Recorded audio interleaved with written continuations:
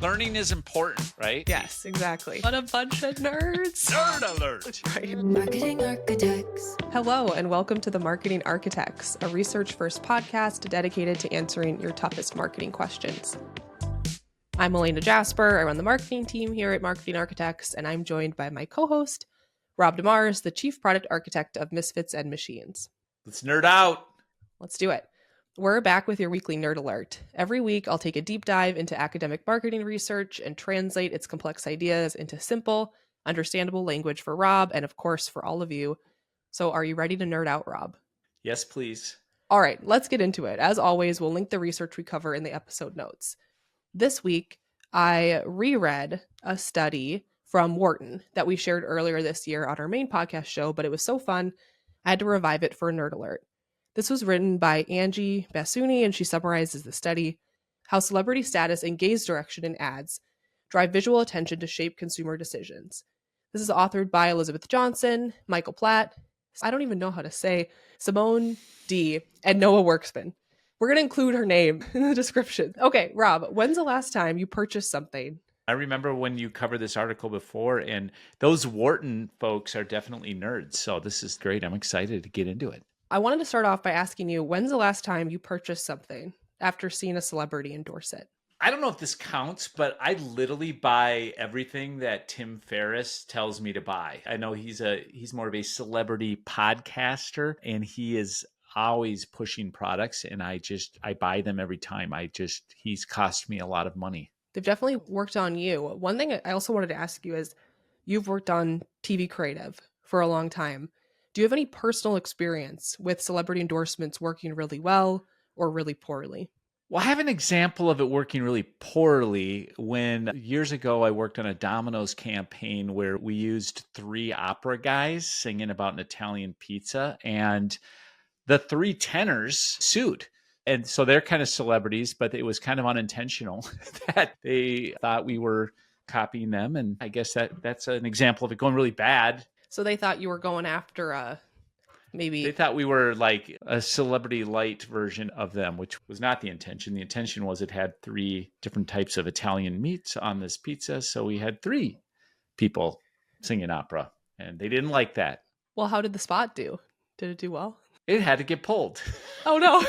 Okay. Sorry. Well, did it work? So you said it. So the whole thing went really bad. Yeah, it's a bad experience overall. Okay. Overall, not good. Well, some companies, not Domino's apparently, pay millions for celebrity endorsements. We know that celebrity endorsements work.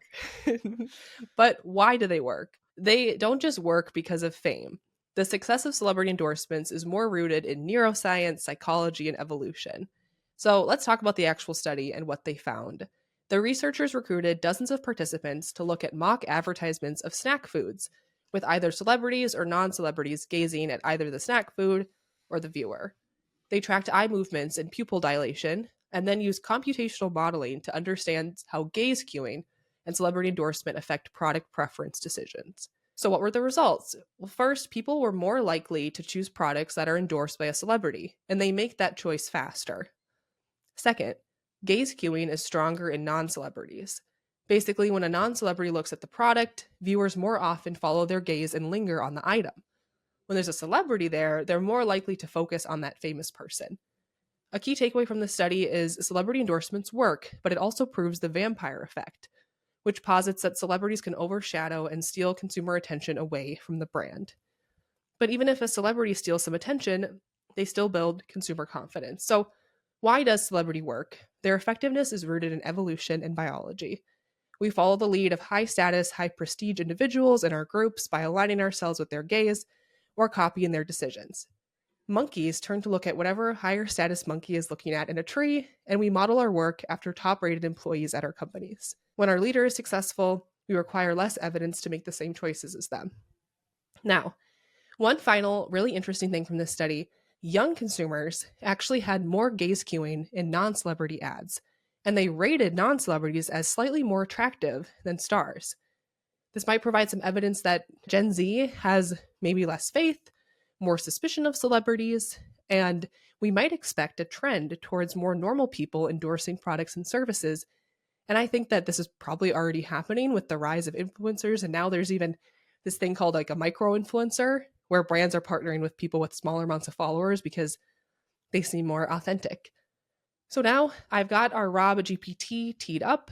This study investigates how celebrity endorsements and advertisements affect consumers' attention and decision making.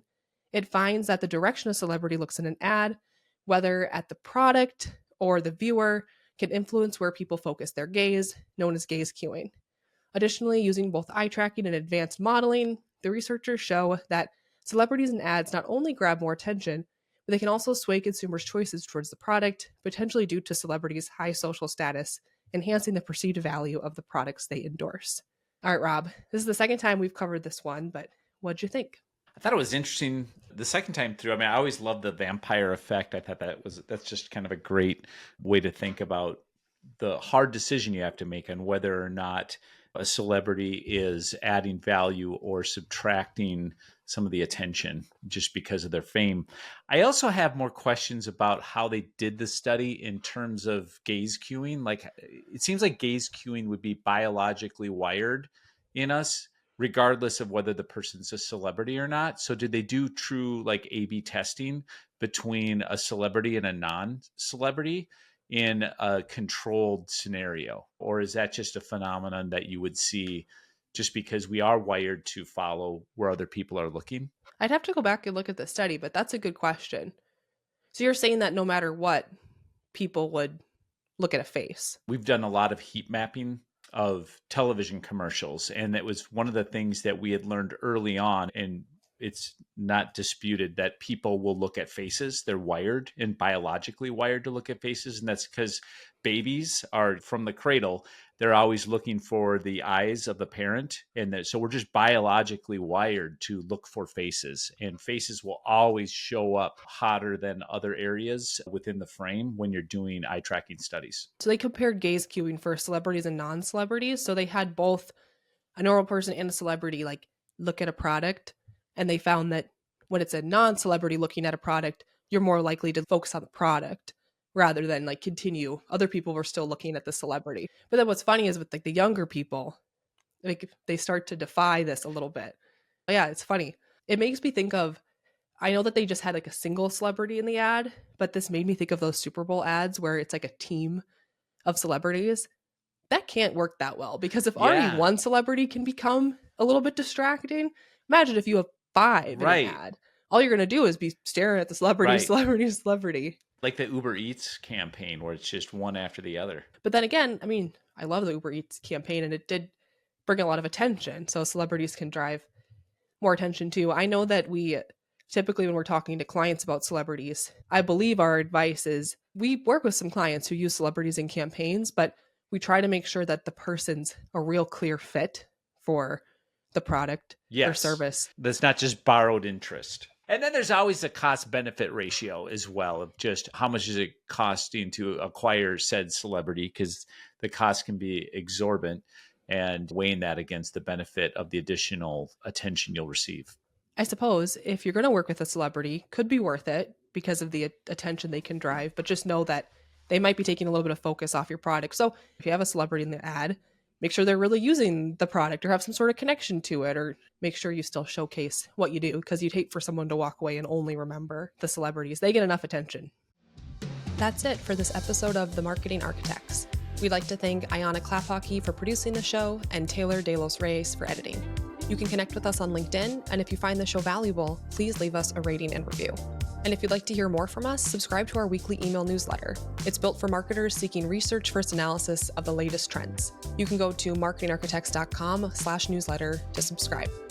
Now go forth and build great marketing. That they've got some kind of connection to it. And then there's obviously the cost. Oh, no, go ahead. Oh, go ahead. I was going to say, like, Then Bosley, the for cost. example. Oh my gosh, it's the video. I'm sorry. I'll shut up. You go. Marketing architects.